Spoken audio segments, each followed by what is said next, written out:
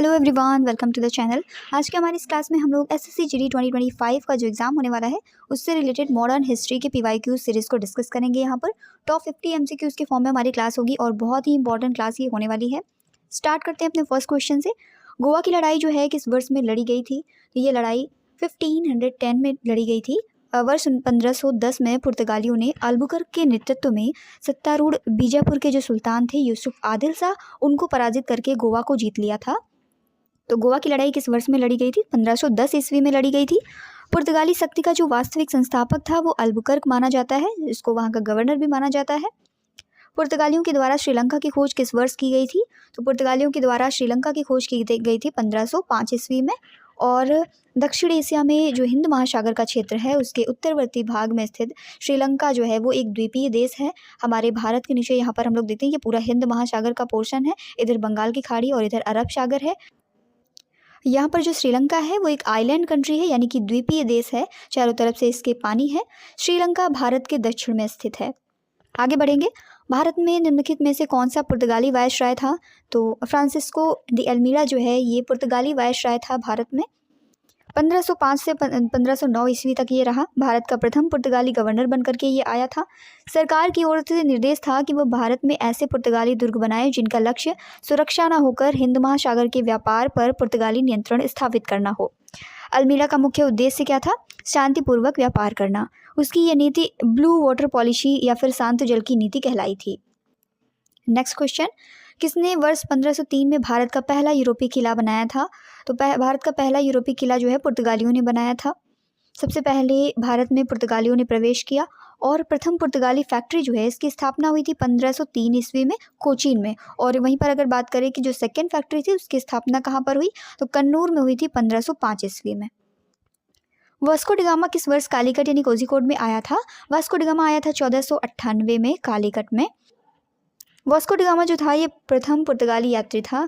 एक गुजराती पथ प्रदर्शक था अब्दुल मजीद, जिसकी सहायता से 1498 ईस्वी में ये कालीकट भारत में समुद्र के तट पर उतरा। कालीकट के उस समय के शासक थे जमोरिन। इन्होंने वास्को डी गामा का स्वागत किया था। वास्को डी गामा के बाद सेकंड नंबर पर जो पुर्तगाली यात्री आया उसका नाम था पेड्रो अल्वारेज कैब्रल। वो 1500 ईस्वी में आया था, जस्ट 2 ईयर्स के बाद में।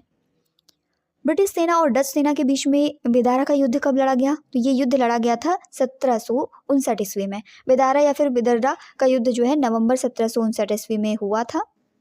वो युद्ध अंग्रेजों और डचों के बीच में बंगाल के संसाधनों की प्राप्ति के लिए लड़ा गया था। अंग्रेजों और डचों के बीच में हुआ था बेदरा का युद्ध, और ये किस लिए हुआ था? जो संसाधन थे उनकी प्राप्ति के लिए लड़ा गया था।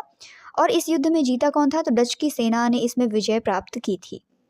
किस व्यापारी कंपनी ने मुगल साम्राज्य के दौरान 1605 में भारत में मछलीपट्टनम में अपने ठिकाने स्थापित किए थे? तो मछलीपट्टनम में डचों ने अपने ठिकाने स्थापित किए थे। ये नीदरलैंड यानी हॉलैंड के निवासी थे। वर्ष 1602 में विभिन्न डच कंपनियों को मिला करके United East India Company Netherland के नाम से एक व्यापारिक संस्था की स्थापना की गई थी।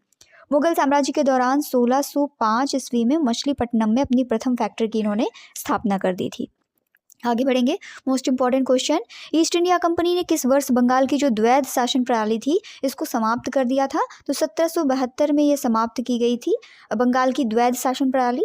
1772 में वॉरेन हेस्टिंग ने बंगाल में क्लाइव द्वारा जो लागू किया गया द्वैध शासन था उसको समाप्त कर दिया। और लागू किसने किया था? लॉर्ड क्लाइव ने लागू किया था 1765 ईस्वी में।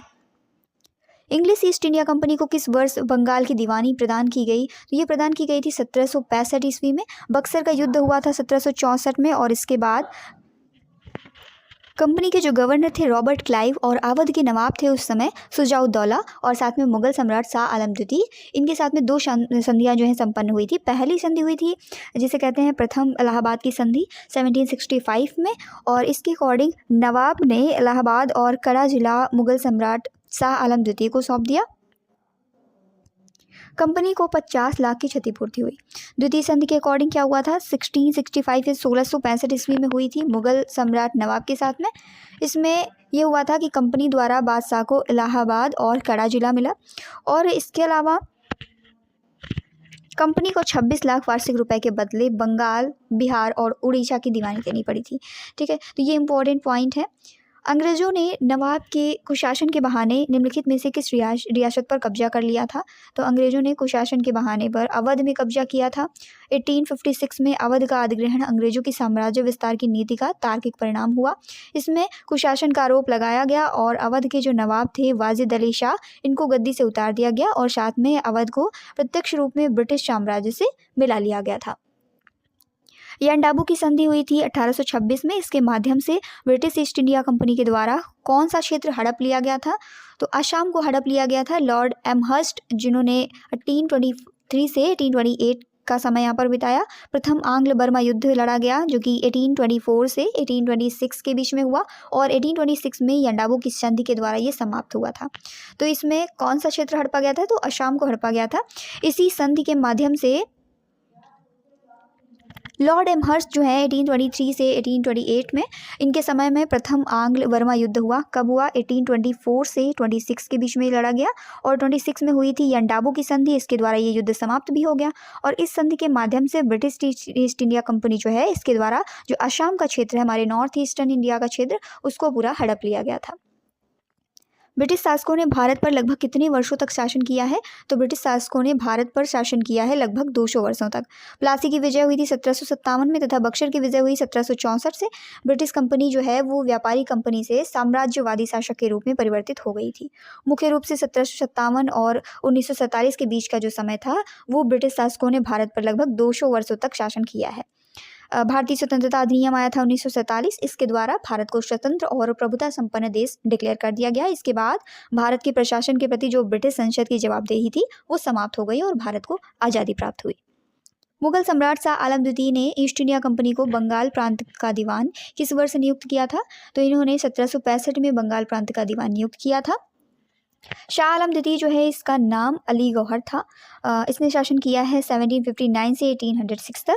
बंगाल युद्ध, शाह आलम द्वितीय जो था इसका नाम था अली गौहर और बक्सर युद्ध के पश्चात दोनों पक्षों के मध्य में अगस्त 1765 में इलाहाबाद की संधि होती है और इसमें शाह आलम ने अपने फरमान के द्वारा जो ईस्ट इंडिया कंपनी थी उसको बिहार, बंगाल और उड़ीसा की दीवानी स्थायी रूप से दे दी और बदले में कंपनी के सम्राट को 26 लाख रुपए देने का निर्णय लिया। भारत में 1617 में ब्रिटिश ईस्ट इंडिया कंपनी की व्यापार करने की अनुमति इसको किसने दी थी? तो ब्रिटिश ईस्ट इंडिया कंपनी को व्यापार करने की अनुमति जहांगीर के द्वारा दी गई थी 1617 में। ईस्ट इंडिया कंपनी ने 1608 में कैप्टन विलियम हॉकिंस को सूरत में कारखाना खोलने की अनुमति लेने के लिए किसके दरबार में भेजा था? तो इन्होंने जहांगीर के दरबार में भेजा था। मुगल बादशाह जहांगीर, जिनका शासनकाल रहा है 1605 से 1627 ईस्वी तक और इस कार्यकाल में ईस्ट इंडिया कंपनी के प्रतिनिधि थे सर विलियम हॉकिंस। 1608 में इनको भारत भेजा गया। 1609 में ये जहांगीर के दरबार में पहुंचे थे। हॉकिंस जो थे वो इंग्लैंड के राजा जेम्स प्रथम का पत्र लेकर के आए थे, साथ में 25,000 स्वर्ण मुद्राएं भी लेकर के आए थे। मुगल दरबार में व्यापारिक रियासत व सुविधा प्राप्त करने के लिए आने वाले प्रथम अंग्रेज थे ये। क्या नाम था? William Hawkins. हॉकिंस को जहांगीर 400 का मनसब भी जहांगीर ने दिया और साथ में इंग्लिश खान की उपाधि दी। 1611 में वो इंग्लैंड लौट गया था। जहांगीर ने 1613 ईस्वी में एक फरमान जारी किया और अंग्रेजों को सूरत शहर में थॉमस एल्वर्थ के अधीन जो व्यापारिक फैक्ट्री थी या जिसे कोठी कहते थे, इसको खोलने की मंजूरी दे दी थी। भारत आने वाला जो प्रथम अंग्रेजी जहाज था उसका नाम था red dragon. East India company ने पूर्व के साथ व्यापार का इकलौता अधिकार प्राप्त करने वाला जो चार्टर है वो इंग्लैंड की शासक महारानी एलिजाबेथ प्रथम से किस वर्ष प्राप्त किया था? तो ये प्राप्त किया गया था 1600 ईस्वी में। लंदन के कुछ व्यापारी थे जिन्होंने पूर्वी देशों के साथ व्यापार करने के लिए 1599 में governor and company of merchant of London trading into the east Indies नाम से एक कंपनी स्थापित की और ये जो कंपनी थी इसको महारानी एलिजाबेथ प्रथम ने 31 दिसंबर 1600 ईस्वी में पूर्वी देशों के साथ में व्यापार करने के लिए 15 वर्षों का एकाधिकार प्रदान किया था। किसने ब्रिटिश ईस्ट इंडिया कंपनी की ओर से बक्सर के युद्ध का नेतृत्व किया था? तो जो बक्सर का युद्ध हुआ था तो उसमें ब्रिटिश ईस्ट इंडिया कंपनी की ओर से नेतृत्व किया था हेक्टर मुनरो ने।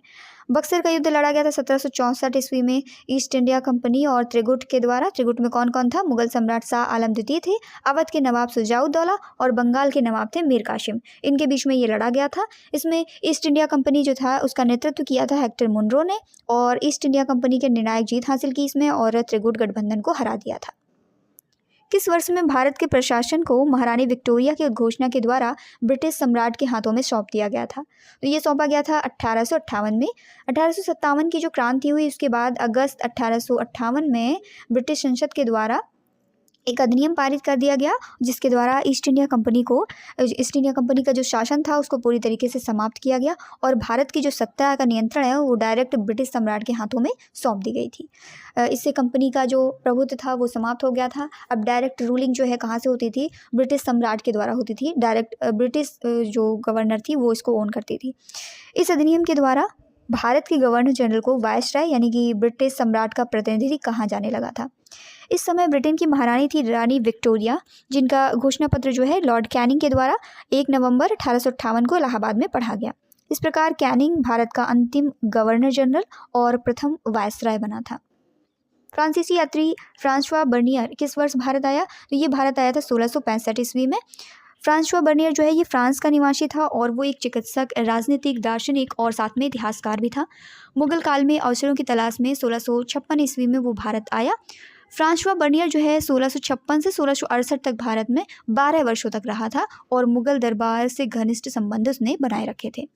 स्टार्टिंग में उसने मुगल सम्राट जो शाहजहां थे उनके ज्येष्ठ पुत्र दारा सिकोह के चिकित्सक के रूप में भी कार्य किया है। पहला कर्नाटक युद्ध किनके बीच में लड़ा गया? तो ये लड़ा गया था अंग्रेजों और फ्रांसीसियों के बीच में। साथ में सभी कर्नाटक युद्धों को यहाँ पर डिस्कस करते हैं। प्रथम कर्नाटक युद्ध अंग्रेजों और फ्रेंच कंपनी के बीच में हुआ और इसका परिणाम निकला एक्सला की चैपल संधि हुई थी। द्वितीय कर्नाटक युद्ध हुआ था अंग्रेजों और फ्रेंच के बीच में, पौंडीचेरी की संधि हुई इसमें। तृतीय कर्नाटक युद्ध हुआ अंग्रेजों और फ्रांसीसियों के बीच में, पेरिस की संधि हुई थी इसमें। आप ईयर भी देख सकते हैं यहाँ पर 1746 से 48 के बीच में प्रथम कर्नाटक युद्ध होता है। द्वितीय होता है 1749 से 54 के बीच में और 1756 से 63 के बीच में तृतीय कर्नाटक युद्ध ऑर्गेनाइज हुआ। किस वर्ष में पानीपत की तीसरी लड़ाई लड़ी गई थी? तो ये लड़ाई लड़ी गई थी 1761 ईस्वी में। 14 जनवरी 1761 को पानीपत में मराठा साम्राज्य और अफगानिस्तान के जो अहमद शाह दुर्रानी हैं इनके बीच में युद्ध हुआ था, पानीपत का तृतीय युद्ध। इस युद्ध में दोआब के रोहिला अफगान और अवध के नवाब शुजाउद्दौला ने अहमद शाह अब्दाली का साथ दिया था। मराठों की इसमें पराजय हुई थी और इस युद्ध में मराठा सेना का नेतृत्व किसने किया? सदाशिव राव भाऊ ने किया था। किस अंग्रेज मराठा युद्ध के परिणाम स्वरूप पेशवाओं के प्रांतों का विलय बम्बई प्रेसिडेंसी में हो गया था? तो बम्बई प्रेसिडेंसी में विलय हुआ था तृतीय अंग्रेज मराठा युद्ध के दौरान। तृतीय अंग्रेज मराठा युद्ध हुआ जिसके परिणाम स्वरूप पेशवा जो थे उनके प्रांतों का विलय बम्बई प्रेसिडेंसी में हो गया था। तृतीय आंग्ल मराठा युद्ध हुआ था 1817 से 1818 के बीच में और इसमें मराठा प्रतिरोध के अंत और अधिकांश भारत पर ब्रिटिश औपनिवेशिक शासन की शुरुआत को चिन्हित कर दिया था। इसके बाद से हम देखते हैं ब्रिटिश रूल ज़्यादातर हमें देखने को मिलता है।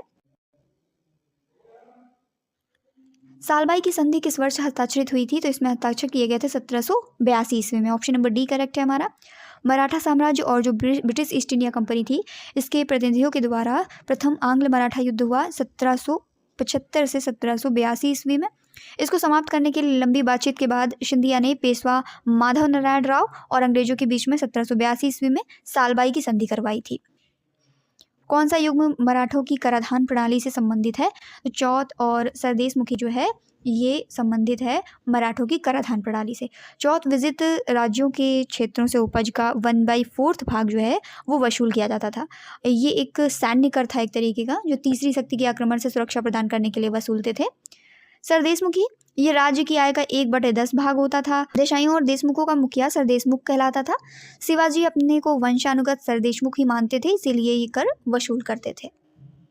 किसने गुरिल्ला युद्ध के तरीकों की शुरुआत की थी? तो ये शुरुआत शिवाजी के द्वारा की गई। छत्रपति शिवाजी महाराज ये किस वंश के शासक थे? तो ये शासक थे मराठा वंश के। छत्रपति शिवाजी महाराज मराठा राज्य के शासक थे। इनका संबंध भोसले वंश से था। इनके पिता का नाम साजी भोसले था और माता का नाम जो है जीजाबाई था। इनके संरक्षक थे दादोजी कोंडदेव। मराठा साम्राज्य का दूसरा संस्थापक किसे माना जाता है? Who is considered the second founder of the Maratha empire. Bajirao first को माना जाता है मराठा साम्राज्य का दूसरा संस्थापक। शिवाजी महाराज के शासनकाल में मंत्री परिषद को किस नाम से जाना जाता था? By what name was the council of ministers known during the reign of Shivaji Maharaj? तो इसे जाना जाता था अष्टप्रधान के नाम से, क्योंकि इसमें 8 मंत्री काम करते थे। वास्तविक संचालन जो होता था वो अष्टप्रधान नाम के 8 मंत्रियों के द्वारा किया जाता था, जिनका कार्य था राजा को परामर्श देना, इसलिए मंत्रिपरिषद को अष्टप्रधान के नाम से जानते थे। शिवाजी के शासनकाल में विदेश मंत्री को क्या कहते थे? तो विदेश मंत्री को दबीर या फिर सुमंत कहा जाता था। शिवाजी के जो अष्टप्रधान हैं उसमें शामिल मंत्री कौन कौन से थे? पहले होते थे पेशवा या फिर प्रधानमंत्री, जो कि राजा का प्रधानमंत्री होता था। वाक्यानवीश अथवा मंत्री दरबार के कार्यवाहियों का विवरण देता था। ये अमात्य या फिर मजमुआदार, ये वित्त और राजस्व मंत्री होते थे। सुरुनवीश अथवा सचिव, जिसे चिटनिस कहते हैं, ये राजकीय पत्र व्यवहार देखते थे। और दबीर या सुमंत विदेश मंत्री होते थे। सर ए नौबत, ये सेना मंत्री संगठन या रसद कार्य देखते थे। सदर या पंडित राव धार्मिक अनुदान विभाग के मुखिया थे। न्यायाधीश जो है ये राजा के बाद समस्त दीवानी और फौजदारी मामलों को देखते थे। टीपू सुल्तान के शासन के दौरान निम्नलिखित विकल्पों में से राजधानी कौन सी थी? तो इसमें राजधानी थी श्रीरंगपट्टनम। टीपू सुल्तान जो था वो मैसूर का शासक था, इसकी राजधानी श्रीरंगपट्टनम थी। और टीपू सुल्तान हैदर अली के पुत्र थे, जो मैसूर का शासक हुआ करता था। टीपू सुल्तान को मैसूर के बाघ के रूप में भी जाना जाता है। टैगलाइन ध्यान में रखेंगे, टीपू सुल्तान को मैसूर के बाघ के रूप में जाना जाता है। 1782 से 1799 तक उसने मैसूर पर शासन किया था। 1792 की जो संधि थी ये भी टीपू सुल्तान के साथ में श्रीरंगपट्टनम से जुड़ी हुई है। किस संधि पर हस्ताक्षर करके द्वितीय आंग्ल मैसूर युद्ध समाप्त हुआ? तो ये समाप्त हुआ था मैंगलोर की संधि के साथ में। मैंगलोर की संधि हुई थी ब्रिटिश ईस्ट इंडिया कंपनी और टीपू सुल्तान के बीच में। मार्च 1784 में हुई थी ये संधि। द्वितीय आंग्ल मैसूर युद्ध में हैदर अली ने अंग्रेजों को पराजित करके अरकाट पर अधिकार कर लिया।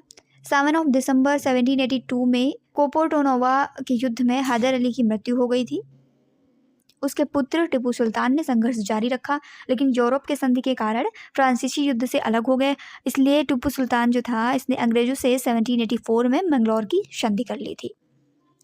किसका संबंध तीसरे आंग्ल मैसूर युद्ध और भारत में लोक सेवाओं की शुरुआत से है? तो ये संबंध जो है लॉर्ड कॉर्नवालिस से है। लॉर्ड कॉर्नवालिस जो था इसने 1786 से 1793 तक गवर्नर जनरल के रूप में कार्य किया और इसी के समय में तृतीय आंग्ल मैसूर युद्ध हुआ, जो कि 1790 से 92 के बीच में हुआ था। टीपू सुल्तान और अंग्रेजों के मध्य में हुआ था। इस युद्ध की समाप्ति हुई 1792 में श्रीरंगपट्टनम की संधि के बाद में। भारत में लोक सेवा में वर्तमान ढांचे की शुरुआत लॉर्ड कॉर्नवालिस के द्वारा ही की गई थी और कॉर्नवालिस को भारत में नागरिक सेवा का जनक माना जाता है। ये टैगलाइन बिल्कुल ध्यान में रखेंगे, कॉर्नवालिस को भारत में नागरिक सेवा के जनक के रूप में जाना जाता है। किस स्थान पर वाडियर राजवंश का शासन था? तो वाडियर राजवंश का शासन मैसूर में था। 1399 से 1761 ईस्वी के मध्य में ये शासन था। वाडियर शासक कृष्ण राज वाडियर के समय में मैसूर राज्य को ब्रिटिश साम्राज्य में मिला लिया गया था और फिर से 1799 ईस्वी में मैसूर पर वाडियर वंश का शासन स्थापित हो गया। 1947 में भारत में इसका विलय कर दिया गया था।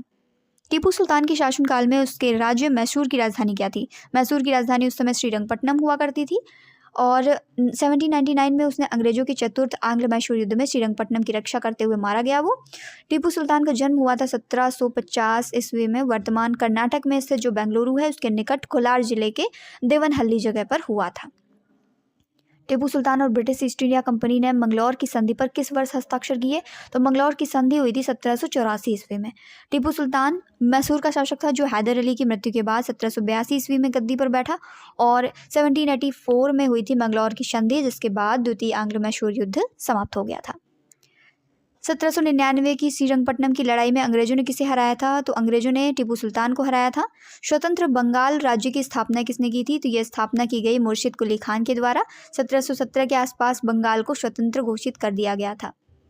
मीर कासिम का नाम भारत के निम्नलिखित में से किस युद्ध से संबंधित है? तो मीर कासिम का नाम बक्सर से संबंधित है, क्योंकि बक्सर का युद्ध लड़ा गया था 1764 ईस्वी में हेक्टर मुनरो के नेतृत्व में ब्रिटिश ईस्ट इंडिया कंपनी की सेना और साथ में मीर कासिम जो कि 1763 तक बंगाल का नवाब रहा था, उसके नेतृत्व में अवध के नवाब शुजाउद्दौला और मुगल सम्राट शाह आलम द्वितीय की संयुक्त सेनाओं के बीच में लड़ा गया था। 1757 में प्लासी का युद्ध किसने जीता? तो ये जीता गया था ब्रिटिश ईस्ट इंडिया कंपनी के द्वारा। प्लासी का युद्ध लड़ा गया था 1757 में। 23 जून 1757 को प्लासी के मैदान में ब्रिटिश ईस्ट इंडिया कंपनी और बंगाल के जो नवाब थे सिराजुद्दौला, इनके बीच में ये युद्ध हुआ था। अंग्रेजी सेना का नेतृत्व कौन कर रहा था? रॉबर्ट क्लाइव कर रहा था। इस युद्ध में मीर जाफर के विश्वासघात की वजह से सिराजुद्दौला की हार हुई थी और ये युद्ध भारत में अंग्रेजों के लिए एक ऐतिहासिक जीत साबित हुआ, क्योंकि बंगाल में अंग्रेजों की राजनीतिक और सैन्य सर्वोच्चता इसके बाद स्थापित हो गई थी। भारत के निम्नलिखित में से किस राज्य में ब्लैक होल स्मारक स्थित है? तो ये स्मारक पश्चिम बंगाल में स्थित है। 20 जून 1756 को बंगाल के तत्कालीन नवाब सिराजुद्दौला ने फोर्ट विलियम और कलकत्ता, जिसे कोलकाता के नाम से जानते हैं, इन पर कब्जा कर लिया, जिसमें ब्रिटिश ईस्ट इंडिया कंपनी की मुख्य शक्ति निहित थी। किले का जब पतन हो गया उसके बाद फोर्ट के विलियम और एंग्लो इंडियन कैदी को एक कैद खाने में कैद कर दिया गया, जिसे कलकत्ता का ब्लैक होल कहा जाता है। 146 लोगों को कैद किए जाने की सूचना थी, जिसमें केवल 23 पुरुष जीवित थे। मीर मदान और मोहनलाल निम्नलिखित में से किससे संबंधित है? तो ये संबंधित है प्लासी के युद्ध से। 23 जून 1757 को मुर्शिदाबाद से 22 मील दक्षिण में स्थित है। वर्तमान में नदिया जिला भागीरथी नदी के किनारे पर है, पश्चिम बंगाल में। वहाँ पर नवाब सिराजुद्दौला और अंग्रेजों की सेना ने प्रासी नामक गांव में युद्ध किया था। नवाब की सेना का नेतृत्व राजद्रोही मीर जाफर, यार लतीफ़ खान और राय दुर्लभ राय कर रहे थे। अंग्रेजों की सेना का नेतृत्व किया था रॉबर्ट क्लाइव। नवाब की सेना में फ्रांसीसियों की एक छोटी सी टुकड़ी तथा सेना के 2 छोटे अधिकारी थे, मीर मदान और मोहनलाल। इन्होंने युद्ध में भाग लिया था। ब्रिटिश ने किस वर्ष एंग्लो सिख युद्ध में सिखों को हराने के बाद पंजाब पर कब्जा कर लिया था? तो ये कब्जा 1849 ईस्वी में किया गया। ब्रिटिश ने 1849 ईस्वी में आंग्ल सिख युद्ध जो हुआ उसमें सिखों को हराने के बाद में पंजाब पर अपना कब्जा कर लिया था। ये युद्ध हुआ था 21 फरवरी 1849 में चार्ल्स नेपियर के नेतृत्व में। पंजाब के जो सिख थे और ब्रिटिश ईस्ट इंडिया कंपनी, इनके बीच में लड़ा गया, जिसमें तोपों के युद्ध में सिखों की बुरी तरीके से हार हुई थी और पंजाब में अंग्रेजों ने कब्जा कर लिया था। इसके बाद लॉर्ड डलहौजी आया, उसने 29 मार्च 1849 को एक घोषणा की कि संपूर्ण पंजाब को अंग्रेजी राज्य में मिला लिया जाए। कौन अमृतसर में स्थित हरमंदिर साहिब गुरुद्वारे, जिसे स्वर्ण मंदिर के नाम से जानते हैं, इसके सुनहरे सौंदर्यीकरण के लिए किसको जाना जाता है? तो ये जाना जाता है रणजीत सिंह को। रणजीत सिंह को अमृतसर में स्थित हरमंदिर साहिब गुरुद्वारे यानी स्वर्ण मंदिर के सुनहरे सौंदर्यीकरण के लिए जाना जाता है। श्री हरमंदिर साहिब सिख धर्मावलंबियों का सबसे पावन धार्मिक स्थल है और सबसे प्रमुख गुरुद्वारा भी है, जिसे दरबार साहिब या फिर स्वर्ण मंदिर भी कहा जाता है। अमृतसर शहर स्वर्ण मंदिर के चारों तरफ बसा हुआ है। सिख साम्राज्य की स्थापना किस भारतीय शासन ने की थी? तो सिख साम्राज्य की स्थापना महाराणा रणजीत सिंह के द्वारा की गई थी। सिख साम्राज्य जिसे खालसा राज कहते हैं, इसका उदय हुआ था 19वीं सदी की पहली अर्ध शताब्दी में। भारतीय जो उपमहाद्वीप है उसका जो पश्चिम उत्तर क्षेत्र है वहाँ पर इसका उदय होता है महाराजा रणजीत सिंह के नेतृत्व में। और 1799 ईस्वी में इसकी नींव रखी गई थी, जब महाराजा रणजीत सिंह ने लाहौर विजय अभियान करा था। उसके दौरान इस समय इस साम्राज्य का विस्तार जो है वो पश्चिम में खैबर दर्रे यानी जो अफगानिस्तान का क्षेत्र है वहाँ से लेकर के पूर्व में पश्चिमी तिब्बत तक और उत्तर में कश्मीर से लेकर दक्षिण में मिठानकोट तक। मिठानकोट कहाँ पड़ता है? पाकिस्तान में। वहाँ तक पूरा इसका साम्राज्य का विस्तार था।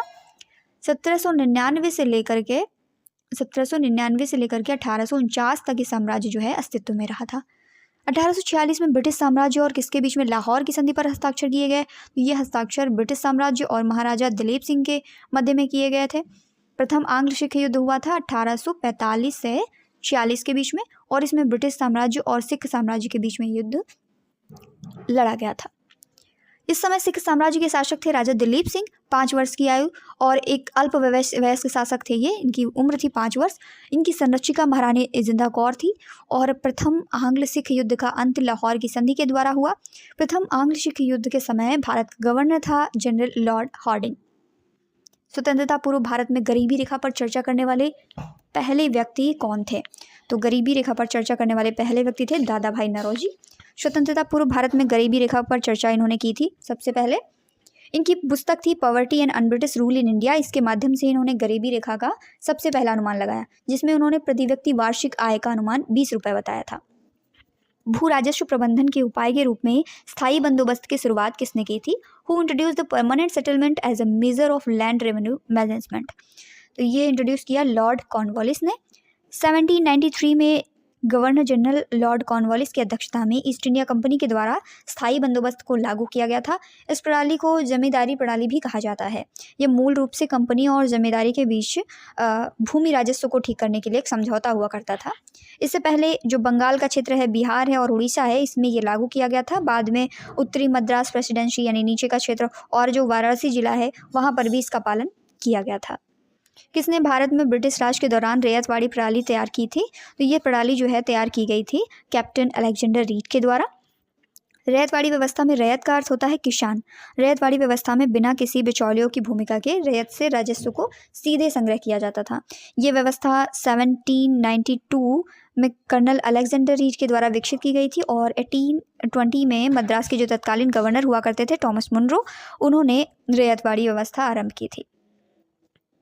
ये व्यवस्था मद्रास, बम्बई और असम के कुछ भागों में लागू की गई थी। इस व्यवस्था में समस्त ब्रिटिश भारत के 51% भूमि पर लागू हुई थी।